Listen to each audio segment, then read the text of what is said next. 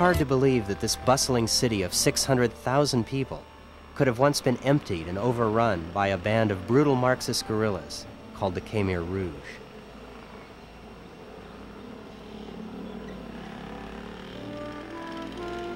Crazed, violent victims of America's undeclared bombing of the perimeter of Cambodia, the Khmer Rouge were driven inland and marched everyone in Phnom Penh into the countryside, emptying the city. The Khmer Rouge were a country people brutalized by war and privation.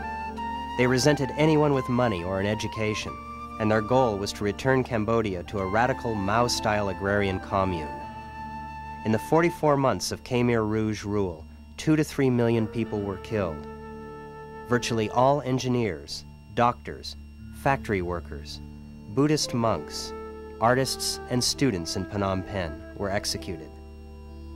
The Khmer Rouge rage against the people of Phnom Penh went so far as to include the killing of all people with glasses or smooth skin on their hands. The extent of the genocide is unimaginable, and it continues today. Once all the students and teachers were killed, schools were turned into concentration camps. The Tol Sleng High School is just one chilling sight where perceived enemies of the government were jailed, tortured, and murdered. The walls of the school, many still displaying children's drawings, were broken through, and crude holding cells were constructed.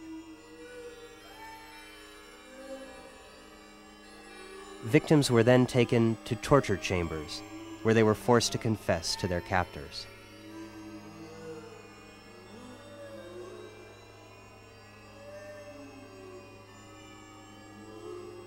In true Nazi style, every victim was meticulously photographed and numbered before execution.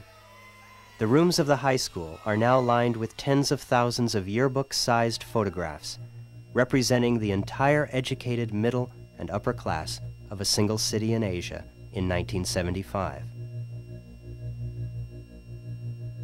Westerners caught in the frenzy were not spared.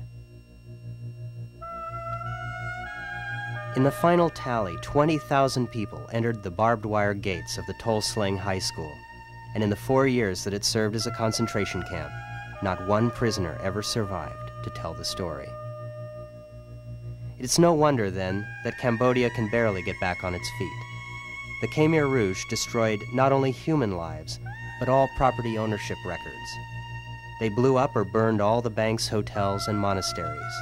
Today, nothing is about to be rebuilt, as only 2 architects survived in the city after 1980. Here, in a peaceful setting on the outskirts of Phnom Penh, were the mass graves of the victims of the Khmer Rouge, known to us as the Killing Fields.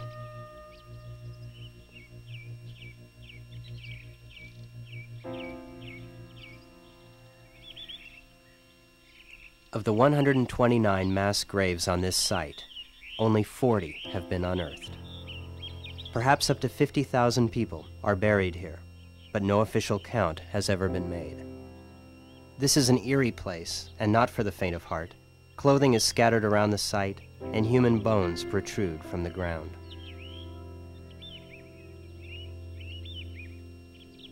Local people were scavenging around the graves. They mentioned that they were dental students collecting human teeth for their class studies.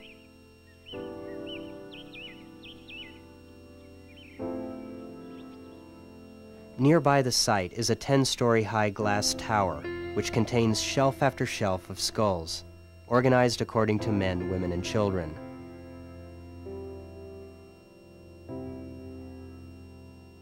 Today, this memorial serves as a monument to the hell on earth that must have been the country of Cambodia under the Khmer Rouge.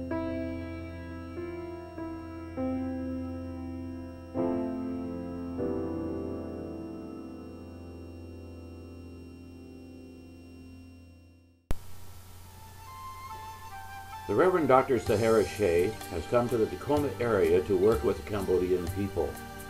Sahara is the first Cambodian to be ordained in the Presbyterian Church USA as a pastor.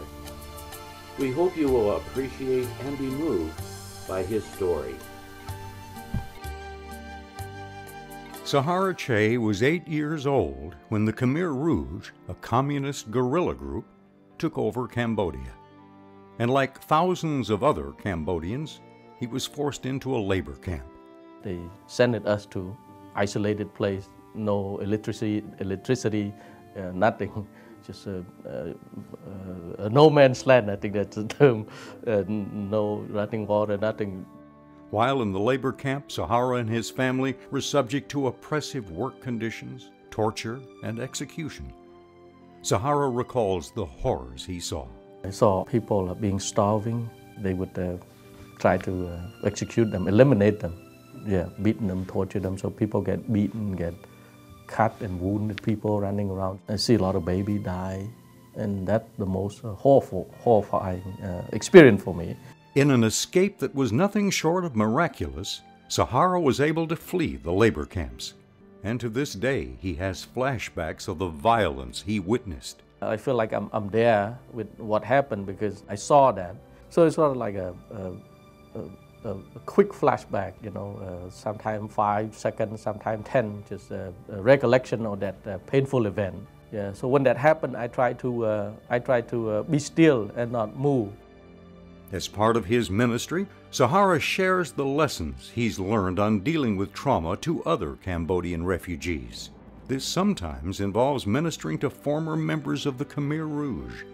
I tell them in person, I said, you know, I forgive you, or you know, you need to forgive others, and you need to get down on your knee and ask Christ to forgive you for what you had done. And as a result of that, some of the Khmer Rouge in Cambodia too is coming to know Christ, and some of them preaching the gospel.